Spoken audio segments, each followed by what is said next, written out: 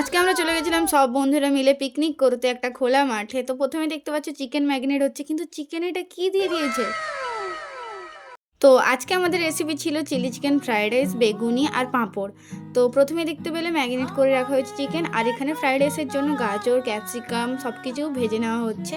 প্রচণ্ড বাতাস হচ্ছিল, আর তার উপরে আমাদের উনুনটা এতটাও বেশি ভালো ছিল না। তারপর চিকেনগুলো ফ্রাই করে নিচ্ছি। তারপর সেখান থেকে আমরা প্রায় অর্ধেকটাই পকোড়াই খেয়ে নিয়েছি। অনেকটা এক্সট্রা আমরা নিয়েছিলাম। তারপরে সুষমাদের ঘর থেকে কামরাঙা নিয়ে এসেছিলো। তো কামরাঙাগুলো এত মিষ্টি ছিল, দেখে দেখো জিভে জল চলে আসে। তো চিকেন পকোড়া আর কামরাঙাগুলো আমাদের খাওয়া প্রায় কমপ্লিট। তো ডিসেম্বর মাস শুরু হয়ে গেছে, কাদের কাদের এখনও পিকনিক হয়নি তারা অবশ্যই কমেন্টে জানিও। তারপর বেগুনির জন্য এখানে বেসনটা গুলে নিল, তারপর বেগুনি এখানে ছাকাও শুরু হয়ে গেছে।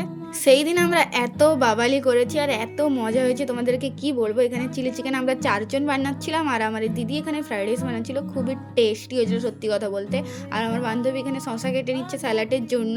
তো সবাই মিলে খেতে বসে গেছি, দেখতেই পাচ্ছ। আমি একমাত্র থালায় খেতে বসছি, আর সবাই কলা পাতায় খাচ্ছিল।